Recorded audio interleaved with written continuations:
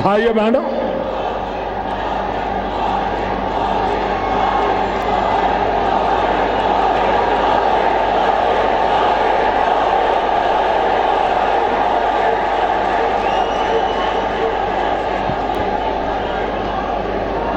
ये धरती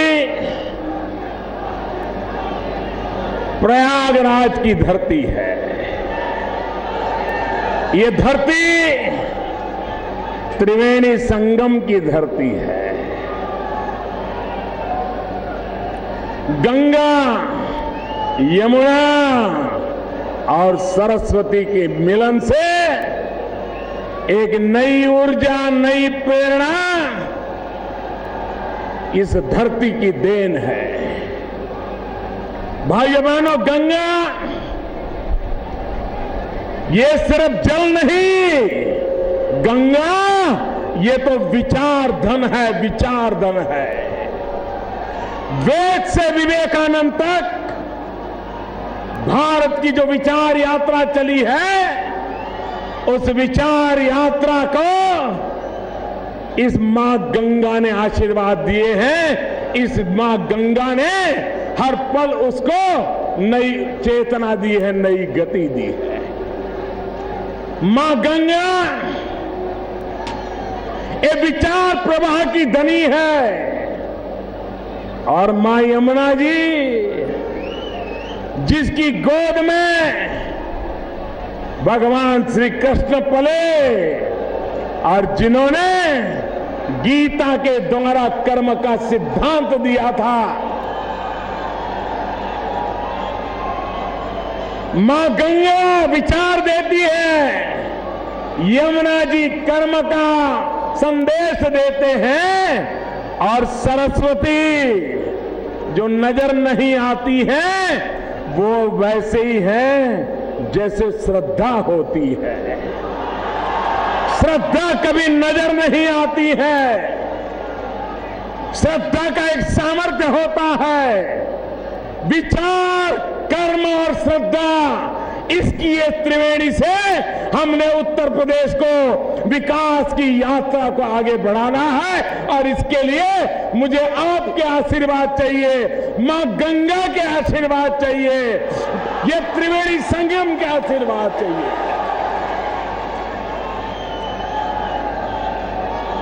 भाइयों बहनों, ये प्रयाग नाम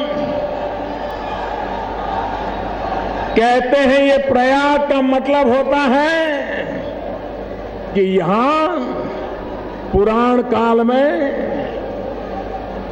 सबसे बड़ा यज्ञ हुआ था, प्रखर यज्ञ हुआ था, और तब से इसको प्रयाग के रूप में जाना गया। लोक हितार्थ यज्ञ हुआ था। भाइयों बहनों, ये प्रयागराज की धरती पर उत्तर प्रदेश के लिए एक नए यज्ञ की आज शुरुआत हो रही है। और वो नया यज्ञ है विकास का यज्ञ। उत्तर प्रदेश में हमें विकास का यज्ञ, और जब विकास का यज्ञ करना है तो हमें कुछ आहुति भी देनी पड़ती है। अगर विकास का यज्ञ तब सफल होता है जब उसमें अहंकार की आहुति दी जाए। विकास का यज्ञ तब सफल होता है जब भाई भतीजेवाद की आहुति देनी पड़े। विकास यज्ञ तब सफल होता है जब जातिवाद के जहर की आहुति दी जाती है।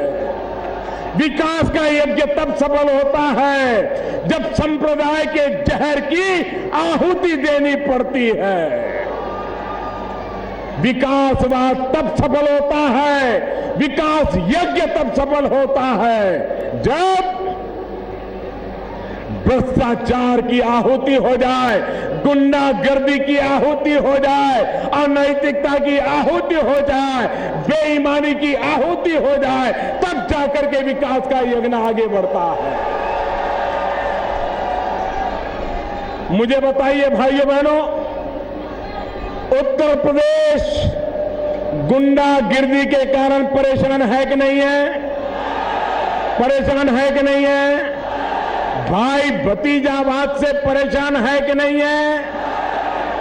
जातिवाद का जहर तबाह कर रहा है कि नहीं कर रहा है? सांप्रदायवाद का जहर परेशान कर रहा है कि नहीं कर रहा है? ये सब जब हटेगा तब विकास का यज्ञ चलेगा भाइयों, और इसलिए मैं चाहता हूं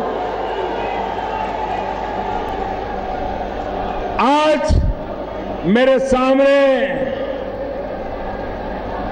इलाहाबाद वो धरती है जहां की शिक्षा दीक्षा ने आधुनिक हिंदुस्तान को महान महान रत्न दिए हैं। एक जमाना था जब हमारे डॉक्टर जोशी जी यहां पढ़ाते थे, पूज्य रज्जू भैया जी यहां पढ़ाते थे, तो कहा जाता था ऑक्सफोर्ड ऑफ ईस्ट, ऐसा कहा जाता था। ये रुतबा था इलाहाबाद यूनिवर्सिटी का। मेरे सामने लाखों नौजवान देख रहा हूं मैं, सारे नौजवानों की ये इतना बड़ा हुजूम देख रहा हूं जी। मेरे नौजवान भाइयों बहनों, आप मुझे बताइए, आपकी जिंदगी में बदलाव चाहिए कि नहीं चाहिए? अगर बदलाव लाना है तो विकास के रास्ते पर जाना पड़ेगा कि नहीं जाना पड़ेगा? विकास के बिना कोई चारा है क्या भाइयों बहनों? और इसलिए मैं आपके पास एक मंत्र लेकर के आया हूं। हम नहीं चाहते कि हमारे मां बाप को जिस कठिनाइयों से जिंदगी गुजारनी पड़ी, हमारी युवा पीढ़ी को ऐसी मुसीबतें झेलनी पड़े। हम नहीं चाहते कि हमारे पूर्वजों को जिस कठिनाइयों से जिंदगी गुजारनी पड़ी, हमारी आने वाली पीढ़ियां भी ऐसी मुसीबतों से जिंदगी गुजारने के लिए मजबूर नहीं होनी चाहिए। और इसलिए मेरे भाइयों बहनों, हर समस्या का समाधान, हर मुसीबत का एक ही उपाय है, और वो उपाय है विकास। अगर विकास नहीं होगा तो नौजवान को रोजगार कहां से मिलेगा? भाइयों बहनों, मैं आज निषाद राज की धरती से नौजवानों को विश्वास दिलाने आया हूं। अगर आप में योग्यता है तो भ्रष्टाचार और भाई भतीजेवाद के कारण आपके भविष्य को कुचला नहीं जाएगा।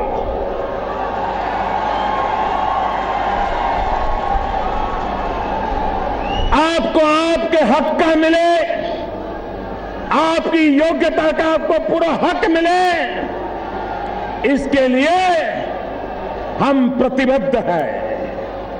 और इसलिए मेरे भाइयों बहनों,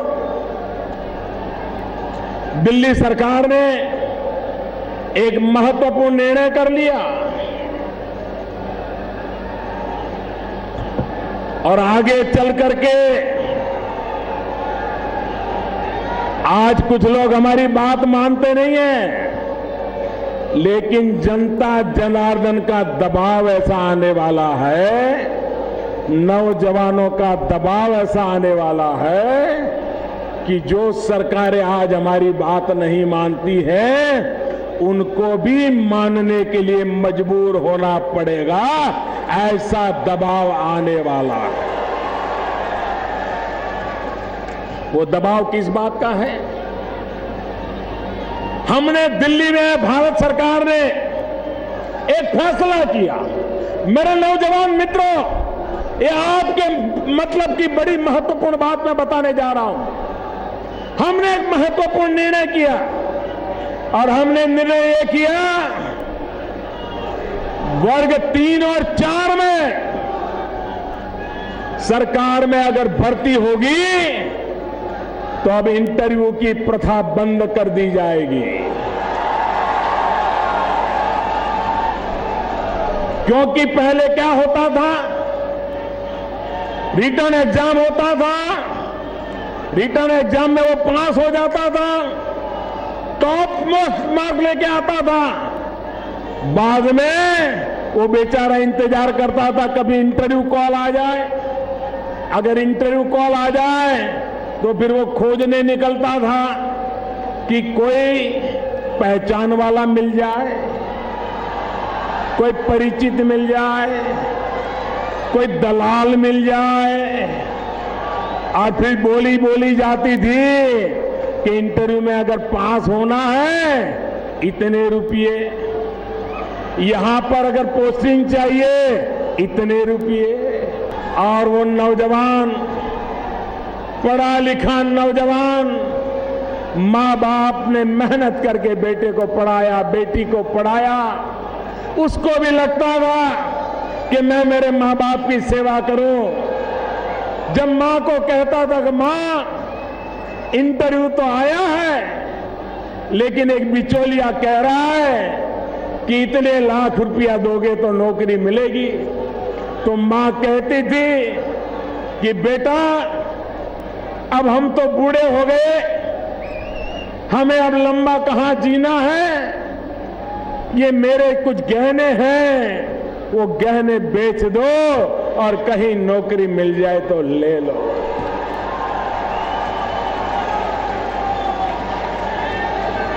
उस बेटे पर क्या गुजरती होगी जब वो मां के गहने बेचने जाता होगा नौकरी के लिए ताकि इंटरव्यू में पास हो जाए। भाइयों बहनों, मुझे बताइए, ये इंटरव्यू भ्रष्टाचार का सिरमौर था कि नहीं था? नौजवान लूटा जाता था कि नहीं लूटा जाता था? ये इंटरव्यू हमने खत्म कर दिया है दोस्तों, खत्म कर दिया है। हमने राज्य सरकारों को कहा है, हमने राज्य सरकारों को कहा है कि आप भी इंटरव्यू खत्म करो, योग्यता है बच्चों की, उनको अवसर दो।